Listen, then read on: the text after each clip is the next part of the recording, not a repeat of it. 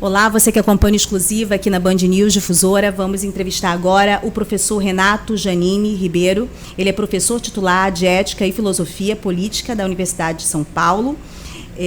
Tem se dedicado à análise de temas como o caráter teatral da representação política, a ideia de revolução, a democracia, a república e a cultura política brasileira.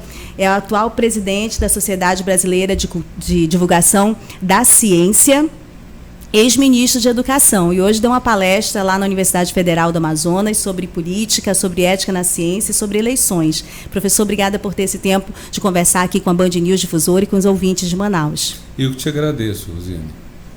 Professor, o senhor começou a sua palestra hoje de manhã fazendo a seguinte pergunta: qual é a ética do nosso tempo? Qual é a ética que devemos exercitar neste tempo? E aí eu lhe devolvo essa pergunta. Pois é, a ética do nosso tempo é a democracia. Mas a democracia é um sentido que se expandiu muito. Para os gregos, democracia era a escolha direta dos governantes, sobretudo das políticas. Na praça pública, todos os cidadãos votando, quer dizer, homens, mulheres não votavam, estrangeiros não votavam, havia escravos também não votavam, mas era muita gente. Então era democracia direta. Mas há um senão na democracia antiga, que é que ela não tinha ideia de direitos humanos. Então não havia nenhum limite para o poder soberano do povo na praça. Eles podiam decidir expulsar uma pessoa da cidade, podiam até decidir matar uma pessoa, sem julgamento, sem direito de defesa.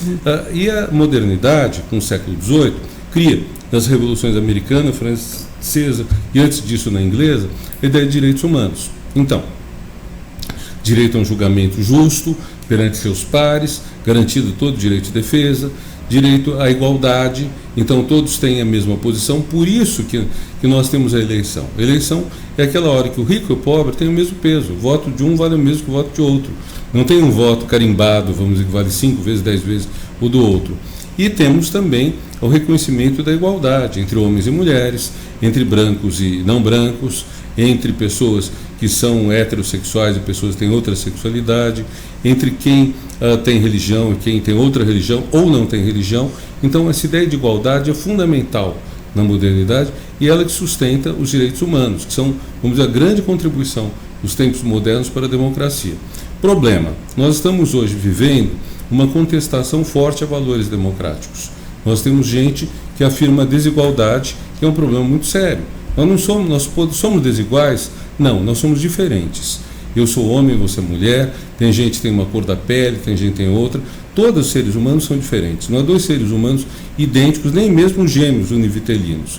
Agora, o fato de ser diferente não quer dizer que seja desigual. O fato de alguém ser diferente de outro não quer dizer que um seja superior ao outro porque nasceu mais rico, mais inteligente, qualquer coisa. Porque os direitos das pessoas têm que ser os mesmos para todos. E esse é um grande desafio no nosso tempo, que nós temos uma galera que está se opondo a essa ideia de igualdade de direitos. E é uma ideia camuflada também, essa ideia de desigualdade, porque eles vão permeando a defesa, algumas pessoas que se apresentam dessa maneira, no contexto inclusive eleitoral, com conceitos como liberdade, defendendo a nossa liberdade e tudo mais, mas é algo muito devastador em relação a tudo que seja diferente do que eles apresentam como uma proposta que se a gente olhar muito de perto também nem é o que eles falam, né? Não são o que falam. Vamos pegar a questão que está esses dias muito forte, que é a questão do antigo Twitter, que foi suspenso no Brasil. Então, o que nós temos? Temos gente reclamando que a liberdade de expressão teria sido limitada. Na verdade, o que aconteceu simplesmente foi que uma plataforma que é complacente com propaganda de ódio, de pedofilia, de abuso, tudo mais, essa plataforma foi enquadrada pelas leis brasileiras, recusou-se a respeitá-las. Então, o que você pode fazer? Quando você tem um Estado de Direito, se alguém viola a lei, a pessoa tem que ser punida.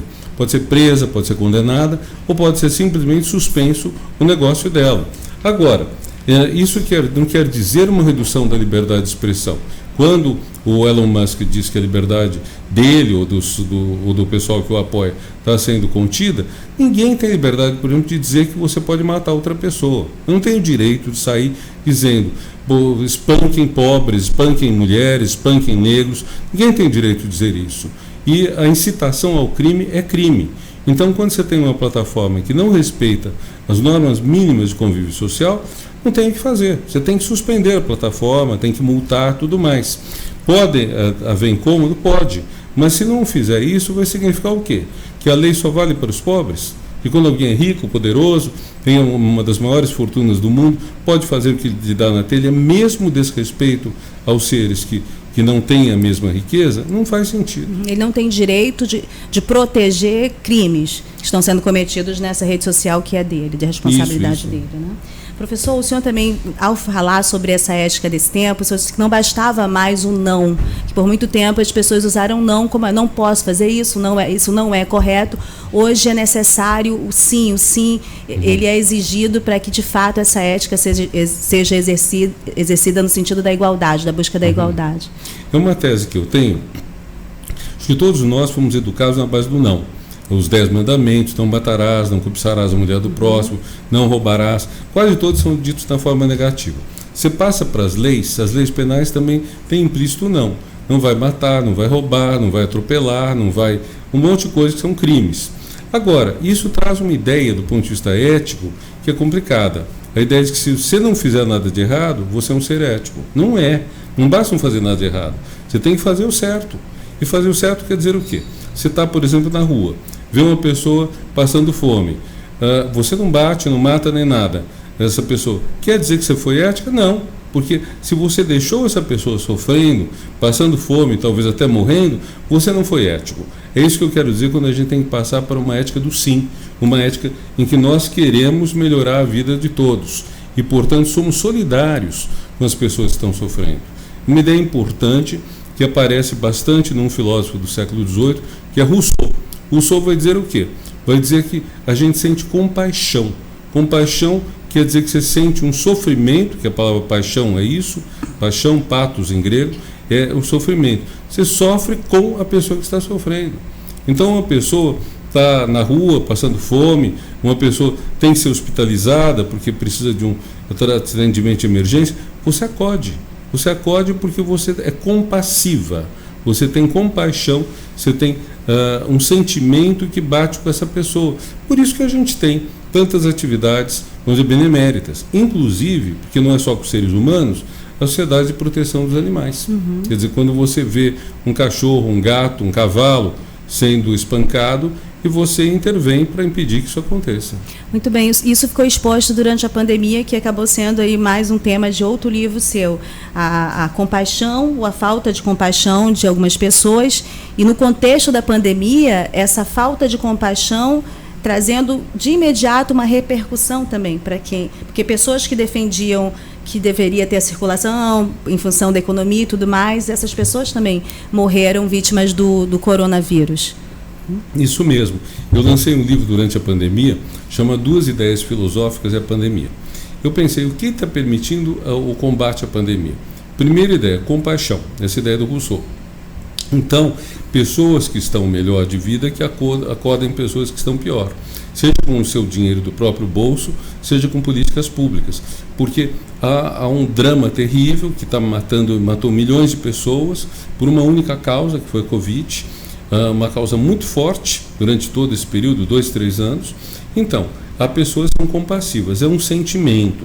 Esse sentimento muda em relação ao que havia até, digamos, no século XVIII, XIX, quando era um período em que a pena de morte era aplicada, por exemplo, em público. As pessoas iam ver uma pessoa ser morta e se deleitavam com isso, era um entretenimento, era um prazer, como você vê TV, como você ir num show. Então, viam a pessoa morrer e viam, às vezes, morrer com muito sofrimento, isso no mundo todo. Havia na China a morte por 1000 cortes, quer dizer, em que uma pessoa era cortada aos poucos para sofrer muito e para o público se divertir com isso. É uma coisa horrorosa. Também, né? Então, isso vai mudando. Rousseau dá um toque importante no século XVIII, vai mudando e vai diminuindo esse grau de prazer com o sofrimento alheio. A segunda ideia filosófica é da ciência. É a percepção de que a ciência ajuda a combater um drama como a pandemia. Então, em 1350 houve, né, nós não estávamos vivos, houve a peste negra. Ela matou de 1/3 a metade das populações afetadas na Europa e Ásia. Foi muita gente. Se fosse essa proporção, teria morrido talvez 4 bilhões de pessoas na pandemia. Morreram 7 milhões, pouco mais de 1 milésimo do que a peste negra. Depois teve, 100 anos atrás, a gripe espanhola. Aí já sabia que não era causado por pecado, a pandemia, que era causado por um vírus.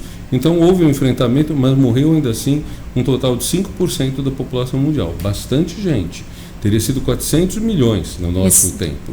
Morreram 7 milhões. Pouco menos de 1 por 1.000. Porém, no Brasil, morreram 700 mil. Nossa proporção teria dado 180 mil mortos. Morreram 520 mil ou mais. Por quê? Porque o governo não fez o que devia fazer. Não tomou as medidas de isolamento, de afastamento, não fez propaganda agiu em favor da morte. Né? Tudo isso. Brasil, campeão de vacinação, de repente virou pelo avesso.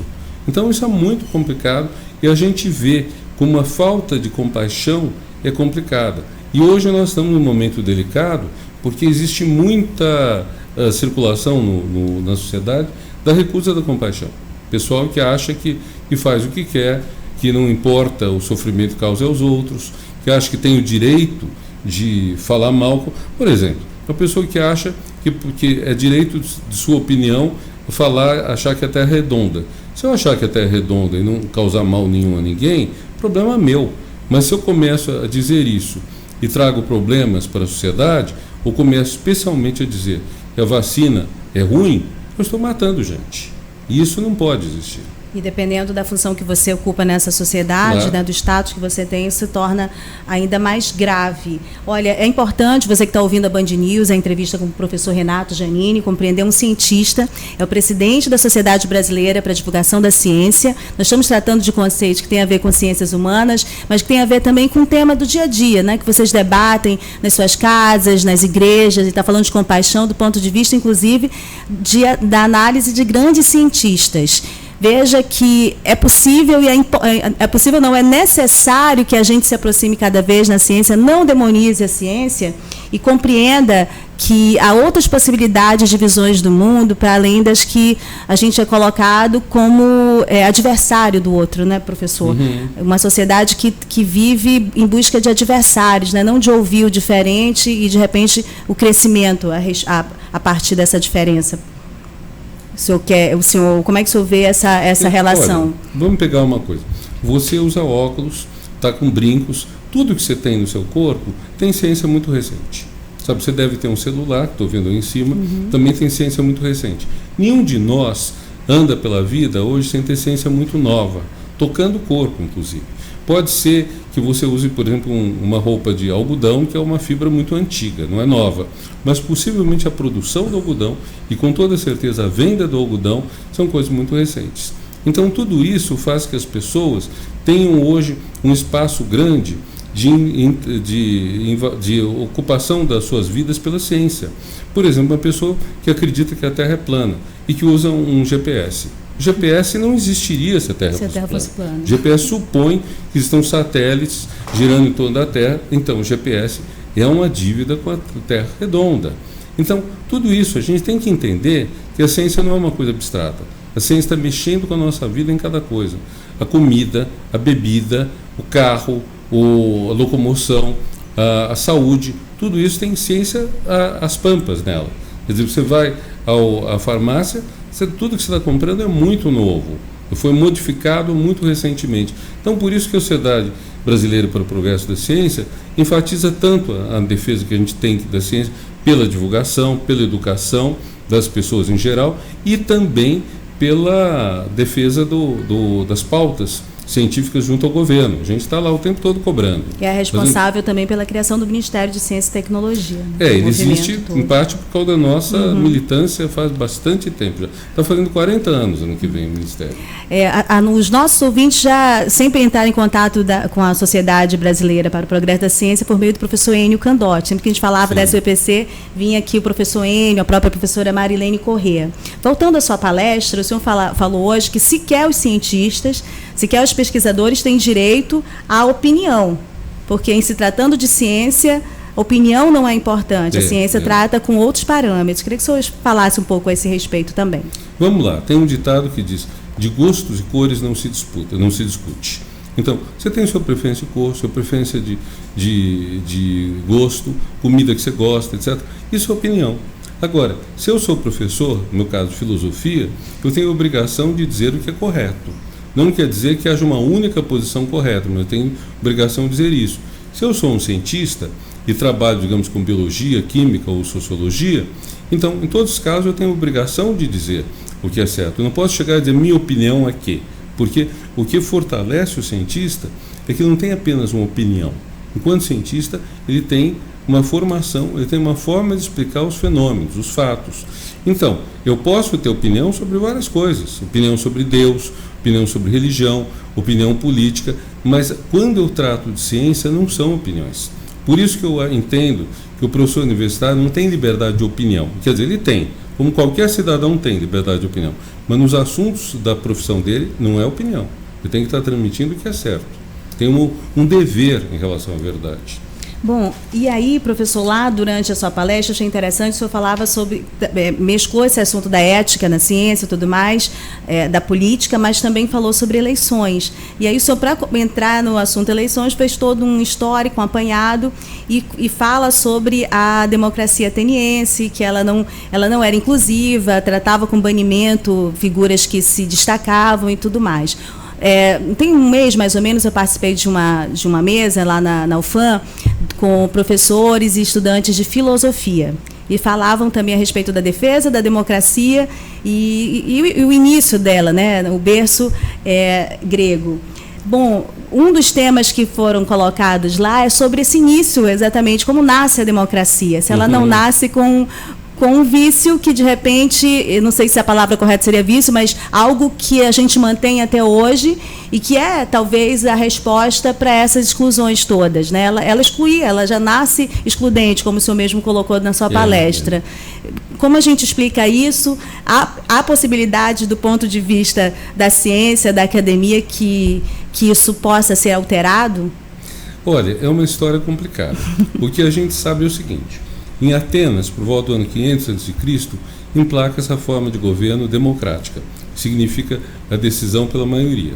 Então vamos ter 100, 200 anos disso, até que Atenas desaba ante os exércitos de Alexandre o Grande, da Macedônia, que instaura um tipo de regime monárquico em toda a parte que ele vai controlar, que é da Grécia até a Índia, um território gigantesco, ainda mais para uma época de transportes e comunicações tão precárias comparadas com hoje. Imagina, para ir da Grécia até a Índia, isso eram meses, talvez um ano. Então, existe toda essa importância da democracia em Atenas, mas que é limitada. Atenas, algumas outras cidades gregas.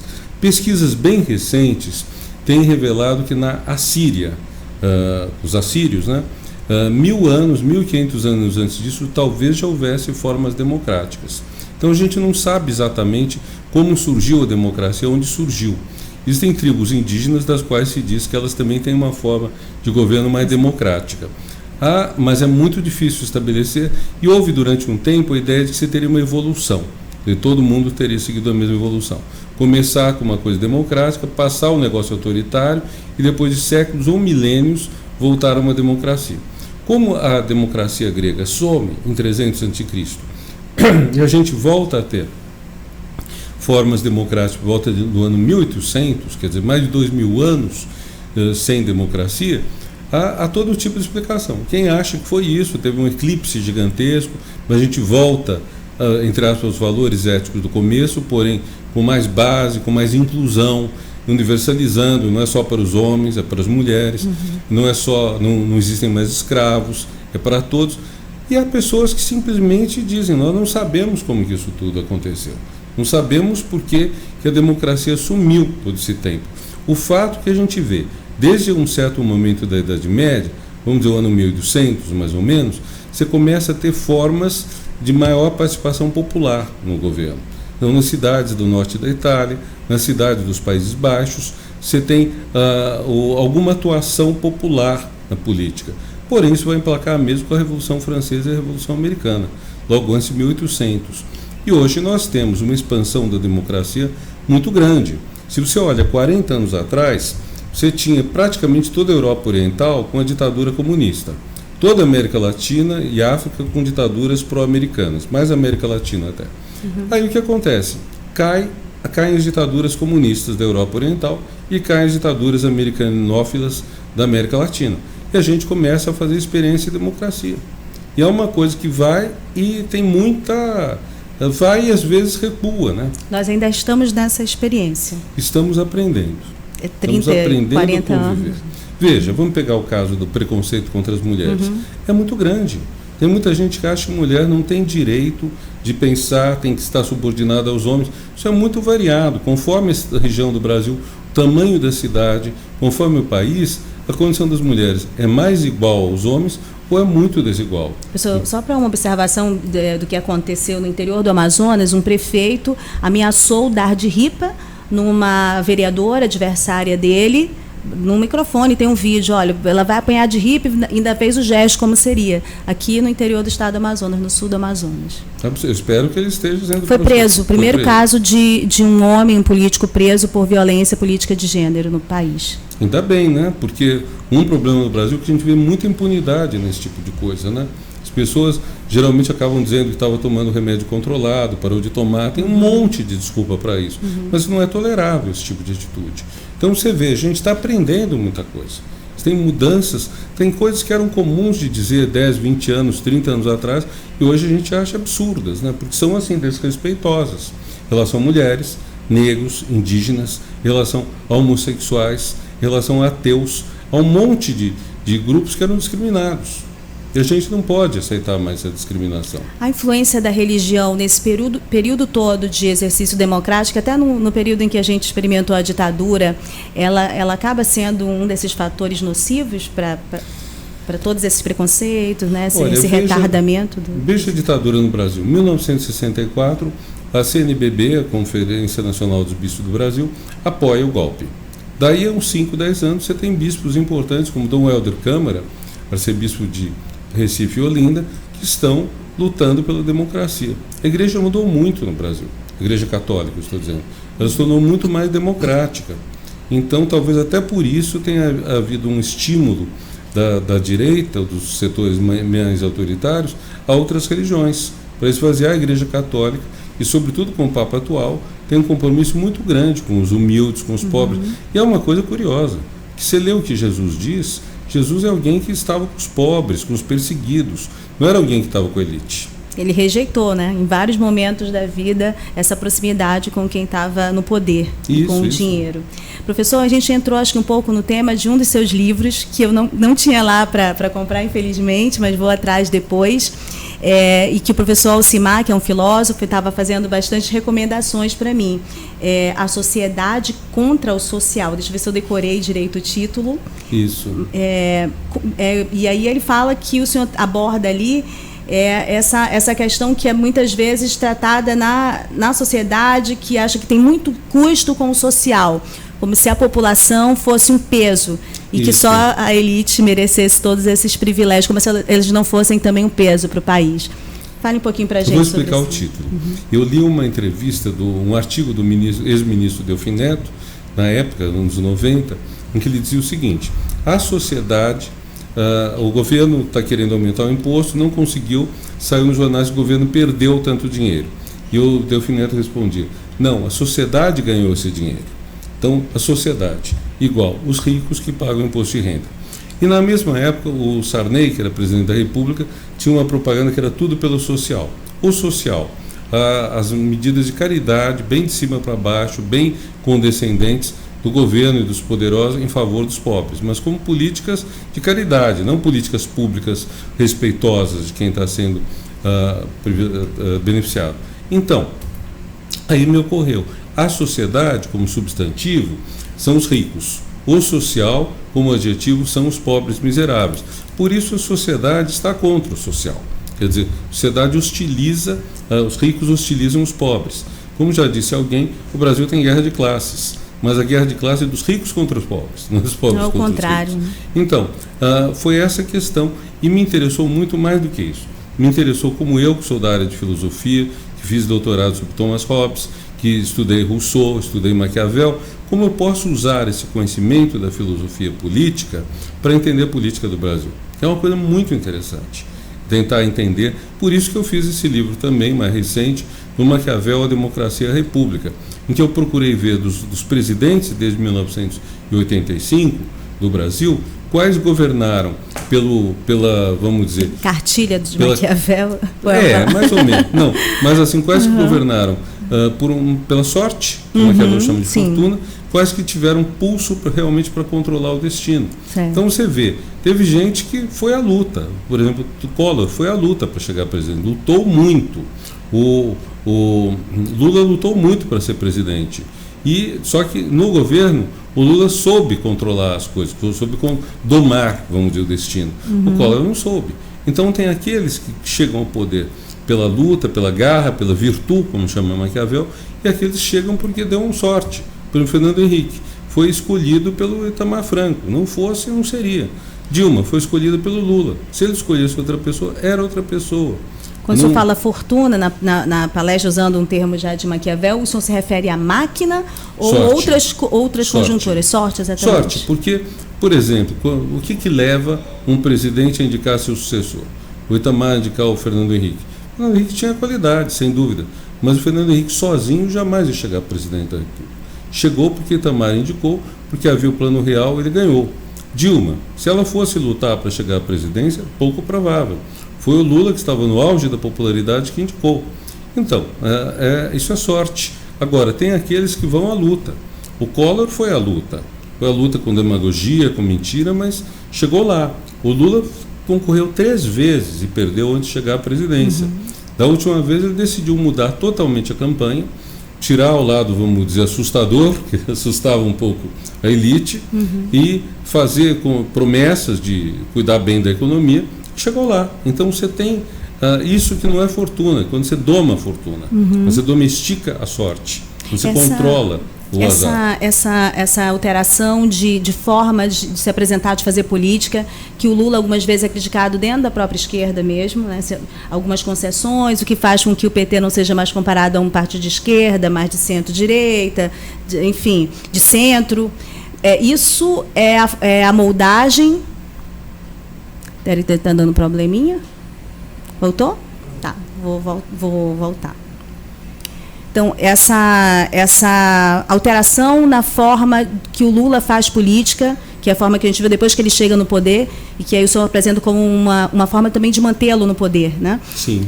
E muitas vezes é criticado, o PT é criticado, o próprio Lula, de não ser mais um partido de esquerda, mas de centro-esquerda, de centro-direita, de centro, enfim, está a gosto de quem fala.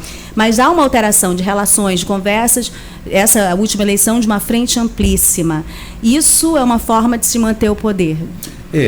Veja, quando o Lula concorreu em 2002, mas antes mesmo, tinha pessoas que diziam: o Lula é puro, o PT é um partido puro, honesto, mas por isso mesmo não pode governar o Brasil, porque não vai dar conta da complicação que é a política. Aí, quando o Lula assumiu a presidência, foi eleito, ele mostrou que tinha muita habilidade para negociar com os políticos mais tradicionais. Aí o discurso mudou. O PT é um partido corrupto porque negocia com os velhos caciques, o mesmo que a direita fazia. Só que o Lula não poderia fazer isso porque estaria traindo os valores. Quando você não governa sem fazer acordos. Por exemplo, essa eleição de 2022, se o Lula não tivesse trazido o Alckmin para ele, se a Simone Tebet não tivesse decidido apoiar o Lula no segundo turno, ele não ganhava a eleição, não ganhava. Então, e por outro lado, vamos pegar o Bolsonaro. Se o Bolsonaro tivesse combatido a Covid, se ele tivesse feito uma campanha em torno da vacinação, ele estaria reeleito. Você veja, a diferença de votos não foi muito grande. 3 milhões. Porque ele manipulou, comprou voto, dando dinheiro às vésperas da eleição para vários grupos políticos, mas o fato é que, mais um pouco que ele fizesse, ele ganhava a eleição. Esse mais um pouco não era essa compra de votos. Esse mais um pouco era ter sido um presidente um pouco melhor para o país. Entendi. Então, assim, seria uma ingenuidade, e talvez seja esse conflito também da esquerda, e é uma pergunta, se na verdade, achar que uma figura que sai, com a história que tem o Lula da esquerda, conseguiria, ou a própria Dilma, né, fazer um governo de esquerda, ou a Dilma fazer um governo com características de uma mulher, né, no sentido que ela foi extremamente atacada por ser mulher também, e saiu daquela maneira a um contexto de ser uma mulher na política. Porque nós estamos ainda nesse período de exercício democrático. Nós não estamos no ponto de ainda um país que possa governar com características de esquerda. Existe muita propaganda contra a esquerda, existe até um termo que é muito usado, comunismo. Comunismo é uma coisa que não existe mais no mundo. Não existe mais governo comunista. Países que se dizem comunistas, como China, Vietnã, são países que se tornaram capitalistas. É um capitalismo diferente do nosso, mas é capitalismo. Riqueza privada monumental, a liberdade de empresas de contratarem, falta até de direitos trabalhistas em algum deles. Então, o comunismo, que se falava 50 anos atrás, 30, 40 anos atrás, ele praticamente desapareceu.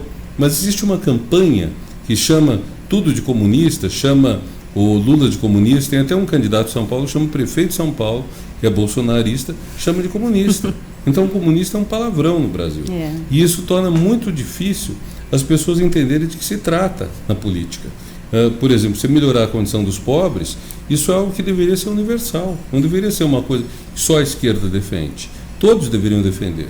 Você ter uma educação emancipadora, no estilo do Paulo Freire, deveria ser todo mundo, não deveria ser só a esquerda. Você deveria ter uma política muito mais ampla de valores éticos na relação com a sociedade. Valores éticos, estou dizendo, dar oportunidade a todo mundo, dar uma renda digna a todo mundo, etc. E isso depende muito de políticas públicas. O senhor foi questionado, professor, durante a palestra, sobre essa nova direita, que tem características diferentes do que a gente observava na direita antes desse fenômeno de votos, dessa forma como se apresenta a partir de Bolsonaro. E aí o senhor até cita assim, olha, nada é pior, nada pode piorar, está tão ruim que não pode piorar, e sempre pode piorar, porque sempre a gente vê figuras que estão aparecendo, né, para substituir o Bolsonaro de uma característica ainda pior que a dele. Bom, mas voltando a essa questão da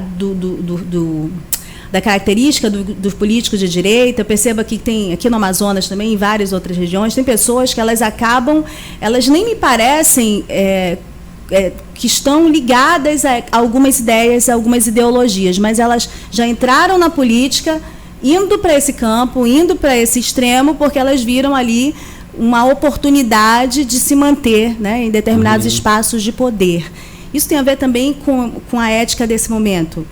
Isso é mercado mesmo. A pessoa percebe que tem um mercado, por exemplo, para coach. Nós estamos numa sociedade, Rosiane, em que há muito espaço para as pessoas passarem uma mensagem de cada um por si. Então, isso é muito forte. A ideia de que você consegue chegar alto se você lutar por você e for pisoteando seu merecimento. Não ser solidário. A ideia, então, de que as coisas vão mais longe quando a união faz a força, que é um ditado que a gente aprendeu na infância, essa ideia está fraca. Tem muita ideia de que cada um pode conseguir subir se apostar pesadamente nas suas próprias vantagens. Tem gente que vende curso, dizendo como você emplaca mais, likes nas redes sociais, como você monetiza isso. Tem gente que tem um espaço na internet e vira essa coisa esquisita, influencer. Como que eu chego e falo, eu sou influencer? É muito esquisito. Eu só sou influencer se tiver gente que é influenciada por mim. Então, uma pessoa dizer, eu quero ter a profissão de influencer, é muito difícil, porque como que ele garante que vai ser influenciador? Mas isso tudo levou a um individualismo exacerbado, a um descompromisso com o outro, a uma disposição a fazer da vida social uma guerra. E não dá certo isso.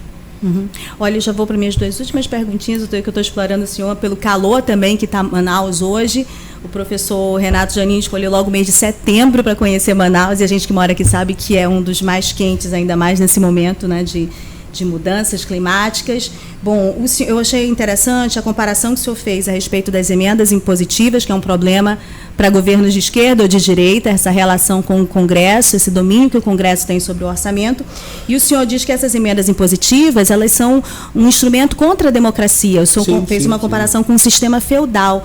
O senhor pode falar um pouquinho para a gente, para o nosso ouvinte? Só lembrando que eu conheço Manaus desde o século passado. Já deve ser pelo menos a 10ª vez que eu estou aqui. Gosto daqui. E o senhor gosta? E sempre vem em setembro? Não, nunca. Período de chuva também é bom. Mas, gente, esse mês está dark, está difícil. Mas vamos lá. Emendas impositivas.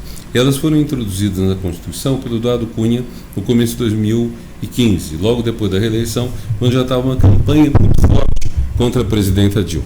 E aí, o que é irregular na emenda impositiva? É o seguinte, a democracia tem sua origem, a democracia moderna, na Inglaterra, com a ideia de que na hora de pagar os cofres do Estado, os representantes do povo têm que votar.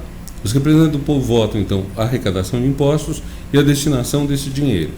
Isso significa que eles votam um pacote. Eles podem fazer emendas, podem incluir coisas, tirar coisas, mas eles votam um conjunto. Com a emenda impositiva, você pega uma parte do orçamento, divide por 594 parlamentares, cada um tem direito a uma fatia disso, que ele faz o que quiser. Isso não é mais democracia, isso é feudalismo. Você divide o poder em 594 casinhas e cada um faz o que quiser com esse dinheiro e ninguém pode opinar. O Congresso nem sequer pode votar no sentido de que eu não gosto do que você propôs, eu proponho tirar. Nem isso pode fazer, porque o que você faz, você é dona daquele dinheiro. É mais difícil de governar e influencia diretamente no período eleitoral. Total, e além do mais, é difícil governar, é difícil destinar esse dinheiro acaba indo, como chamam das emendas PIX, sem sequer um projeto de aplicação.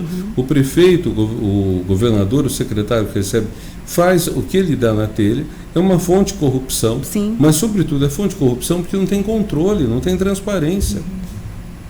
Bom, professor, a minha última pergunta, mas fique à vontade se eu quiser acrescentar mais alguma coisa também, é sobre a sua observação que o senhor virou para a professora Marilene ao falar da formação, falava de pessoas que entram na universidade, inclusive a universidade pública, já pensando em enriquecer. Citou, por exemplo, o curso de medicina, isso é bem comum, a gente vê médicos, e foi muito chocante durante a pandemia, né, se posicionarem a favor de medidas que não tinham nada a ver com a ciência, mas, e aí a gente vê que são pessoas também que buscam muito lucro também, isso é quase um tabu falar a esse respeito. Com certeza algumas pessoas vão reagir. Não se trata de todos os médicos, no entanto, acabou sendo representado por um conselho, né, conselho de classe. Bom, e aí o senhor vira para a professora Marilene Correia e diz, olha, Marilene, eu acho que nós temos um problema, nós temos de pensar nesse problema, que é um problema na nossa formação acadêmica. Né? Temos um problema de formação acadêmica. Como é que o senhor enxerga isso para todas as áreas? Para a universidade, né? E eu até enxergo isso com frequência na formação dos jornalistas. Né? Nós temos visto assim, o jornalista, no período eleitoral, especialmente, infelizmente, os jornalistas, veículos de comunicação também, fazendo colaborações muito complicadas, que são contra a sociedade, contra a liberdade da sociedade da livre escolha, de observar todos os fatos em relação àqueles nomes, porque eles estão pendendo para um lado, para o outro. A meu ver, há uma deformação, inclusive, de formação ética. Mas aí o senhor trata para todas as áreas. Né? Isso há no jornalismo, mas há sobretudo nas profissões que dão mais dinheiro. Você tem gente que estuda na universidade pública pensando que o fato dela ser pública se resume em não pagar a mensalidade e, portanto, receber o diploma, entre aspas, de graça. De graça para ele ou para ela, mas não de graça para a sociedade que pagou isso. Não de graça para as pessoas, inclusive pobres, que pagam imposto que vai custear essa universidade. Então, por isso é o que eu chamo de privatização do diploma. A pessoa faz um curso pensando qual vantagem pessoal ela vai oferecer disso, e nós falhamos, nós enquanto universidade, em não mostrar a essas pessoas que elas têm um compromisso social, que você, quando você estuda na escola pública, você está, a escola não é pública só no sentido de gratuita, ela é pública e está voltada para o público, para o bem comum. Então, o que nós estamos fazendo quando temos um curso de medicina? Nós estamos investindo na melhora da sociedade, da saúde da sociedade. Não é para a pessoa utilizar o conhecimento que tem e ganhar fortunas, fazendo operações ou intervenções para beneficiar os mais ricos. Deve valer para todos. E esse é um ponto que falta na universidade pública, esclarecer mais. Muita gente fica simplesmente nessa ideia de que ela é gratuita e de que assim mais gente entra nisso. E veja, a própria política de cotas, que é muito importante, porque abriu um espaço fantástico na universidade para pessoas de talento que eram historicamente discriminadas. Mas elas têm que saber, elas, tanto quanto os filhos de ricos, que estão na universidade pública para fazer o bem público, não para fazer o bem pessoal. Agora, a universidade é vista como uma possibilidade, uma alternativa de que entenda essa dinâmica social, o momento que nós estamos vivendo, para que forme cabeças pensantes que possam fazer essa alteração. Mas quando a própria universidade entra por uma lógica de empreendedorismo, né, de formação, do próprio, como o senhor acabou de citar, né, de crescimento individual, não no pensamento coletivo, a gente vê vários cursos enveredando por essa ideia. Né? Eu soube recentemente que há na Universidade Federal do Amazonas cursos de empreendedorismo em tal área, e o resto. Assim, quando eu vou falar com estudantes de jornalismo, eu fico assim, incomodada com as perguntas. O que eles querem perguntar são técnicas que elas alteram de um ano para o outro até, assim. O que há de mais importante no ambiente da universidade, parece que não sei onde foi parar. Olha, houve um tempo em que se falava que um curso de jornalismo deveria simular a redação da Veja, por exemplo. Então, Veja, que era um veículo importante, ou Folha de São Paulo, ou o Globo. Então, que você faria uma parte do curso simulando como se estivesse na redação desses jornais. Olha, mal não faria, mas a chance do aluno sair de lá e ir para a Veja, ou Folha, ou Globo, é muito pequena. Então, é muito mais importante você não entrar nessa parte das pequenas técnicas, mas entender o sentido da profissão. Então, o jornalista tem um compromisso com a verdade dos fatos. Então, o jornalista é uma pessoa que cobre hoje um assunto, amanhã é outro. Mesmo que ele seja setorista, né? Setorista de educação, de saúde, etc., é muito diversificado e provavelmente você vai cobrir outros setores também, quando preciso for. Então, não faz sentido fazer as pessoas se tornarem hipertecnicistas nisso, porque o espírito da profissão é o mais importante. Saúde. Na saúde, você tem um compromisso com a saúde das pessoas, que não é apenas a cura da doença, é melhorar a condição de vida. Então, pode mudar a técnica, mas você tem que saber avançar nisso. Empreendedorismo é algo que está, vamos dizer, um coqueluche, está na moda. Empreendedorismo, inovação, tudo mais. Mas isso tudo, embora seja bom na medida em que aumenta o PIB, em que aumenta a riqueza que pode ser distribuída, está dependendo muito de uma ideia de cada um por si, sabe? Acho que esse é um problema que a gente tem que evitar na vida social e na educação. Cada um por si.